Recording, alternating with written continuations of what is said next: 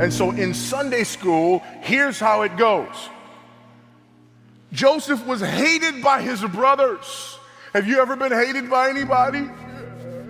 And because they hated him, they mistreated him. And after they mistreated him, he went through some bad circumstances. Have you ever experienced bad circumstances? Yes. But because he endured the bad circumstances, he held on, and God was with him. And as a result of that, God elevates him to the second highest position in all of Egypt. The moral of the story is, if you will but trust God, even when people despise you, God will eventually reward you and elevate you to a position of prominence, just like Joseph.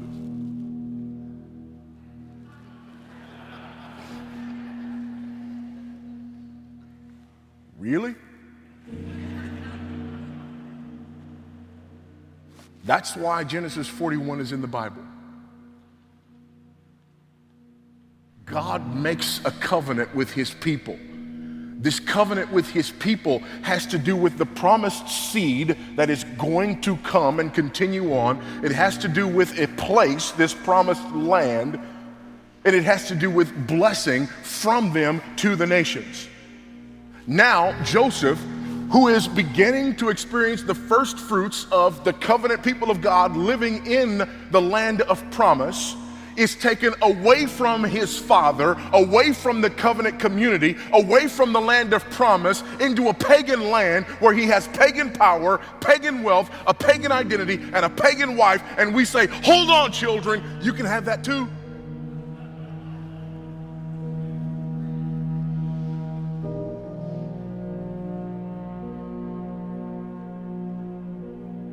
If this is the way we interpret Genesis chapter 41, why do we get angry if a young man grows up, leaves the church, marries an unbeliever, and then gives his entire life to a corporation living in order to attain material wealth and completely ignoring the spiritual side of his life?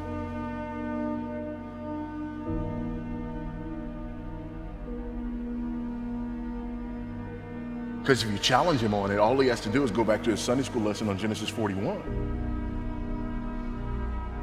and say, why are you angry? Shouldn't you instead be telling your friends, look at what happened to my boy because he endured hardship?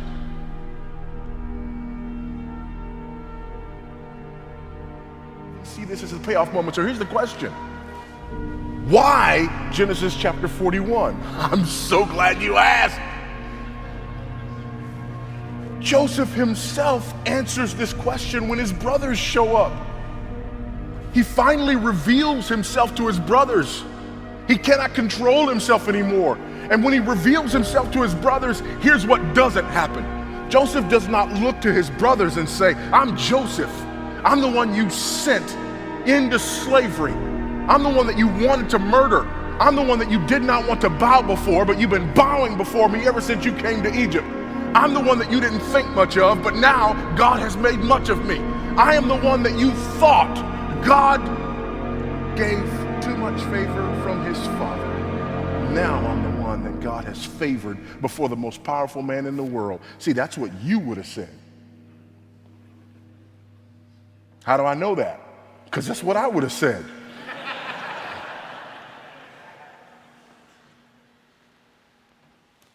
But what does Joseph say to his brothers? I'm your brother, Joseph, when you sold into slavery. And just when they could feel the noose around their necks, he says, do not be angry with yourselves, because God sent me here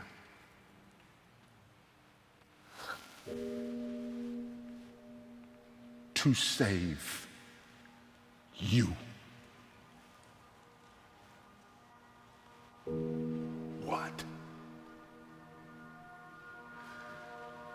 Joseph does not say, God sent me here to give me all the things that Egypt had to offer. Joseph says, God sent me here because God is a rescuer. God sent me here to rescue you in spite of you. You didn't like my dreams, but newsflash, do you know that we were a wealthy family because God spoke to our father through dreams? And when I began to dream, why did you not realize that God was again speaking to our family through dreams? God was showing me through a dream this very moment when he would rescue you. And when God brought his word through me that said he would rescue you, your answer was to kill the rescuer. Familiar?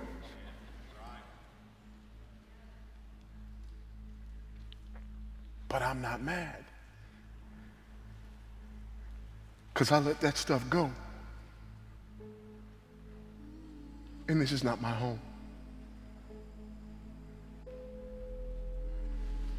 But if Genesis 41 wasn't about Joseph, who's it about? Actually, briefly, let me explain. God makes a promise in Genesis chapter 3 and verse 15. This promise involves the promised seed.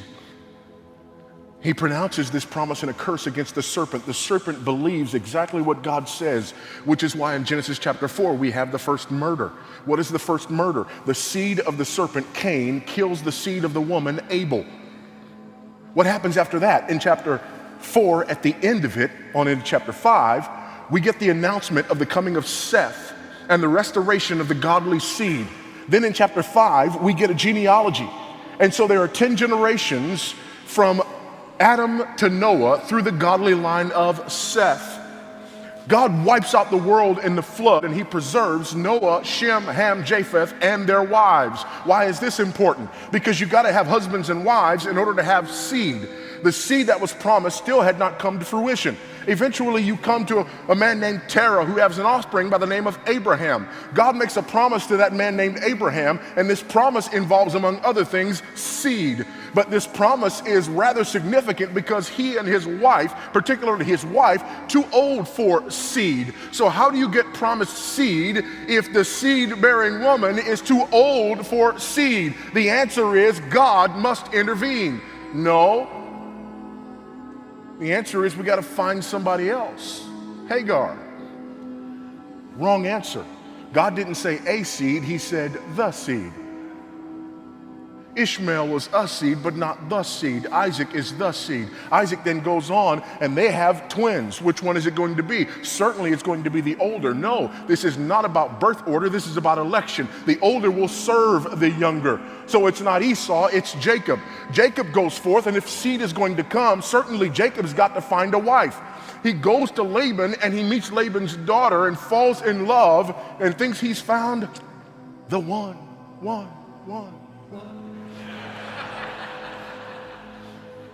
7 years he works, and he gets married and wakes up next to the other one. And you thought it was a love story, but it was not a love story, it was an election story. The one whom he loves cannot bear children. Told way later in the story when she gives birth to a son named Joseph and then one named Benjamin, and then she dies. Joseph is loved above all of his brothers because he was the beloved son of the beloved wife, but he was not the promised seed. The woman that he didn't even want, when her sister couldn't have children, she did. And she proceeded to give birth to Reuben, Simeon, Levi, the father of the priesthood, and Judah. And as we come to this story, in Genesis chapter 37, we are introduced to Joseph.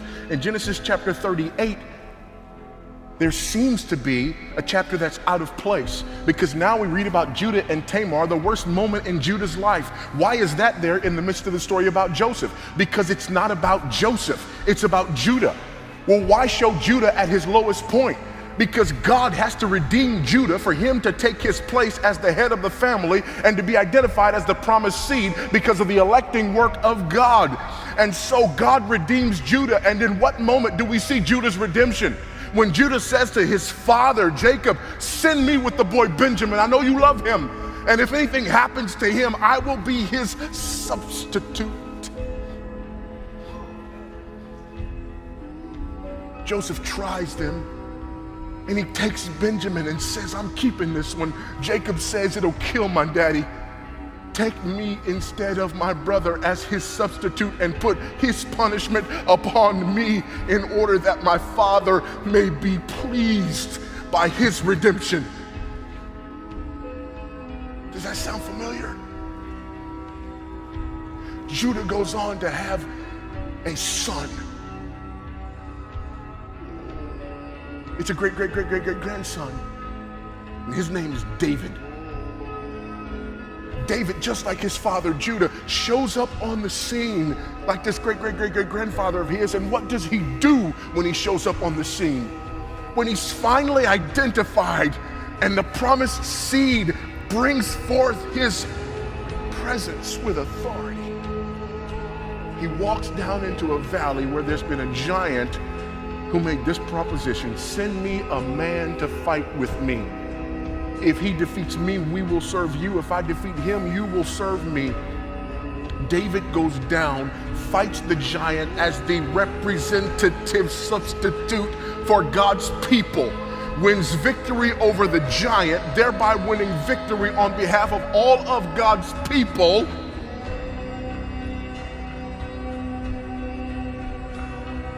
There's a covenant made with him.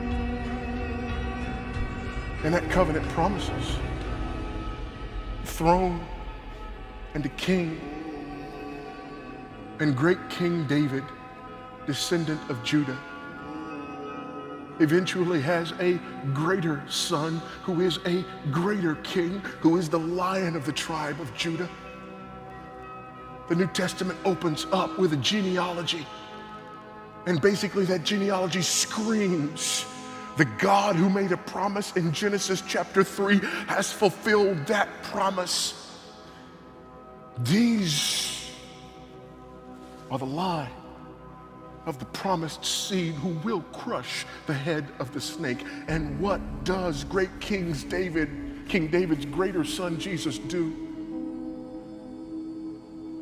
Like his forebears, David and Judah, he stands as a substitute on behalf of God's elect, lays down his life, accepts the wrath of God poured out upon him that he might win victory on behalf of God's people, that all of those who are found in him might be rescued.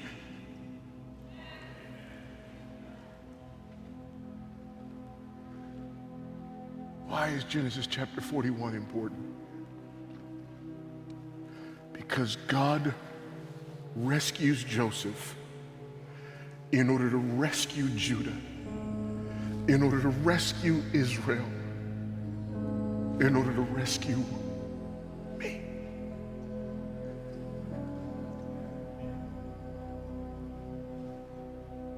This is not about material wealth. This is about rescue and redemption.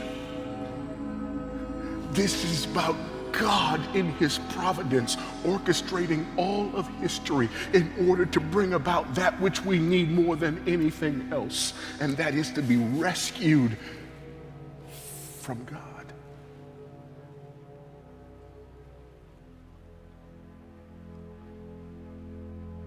The first Adam ate, and we all died in him. The last Adam died, and as a result, we shall all feast with him. This is why not only Genesis 41,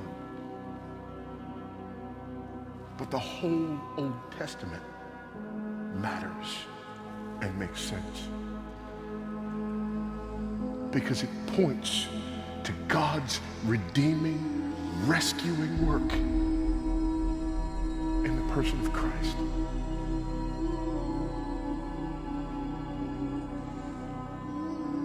Therefore, regardless of where your story ends up, you must find its significance in the ultimate portrait of God's work of redemption and rescue. If you don't, you are settling for something far less significant, and you have completely missed your greatest need.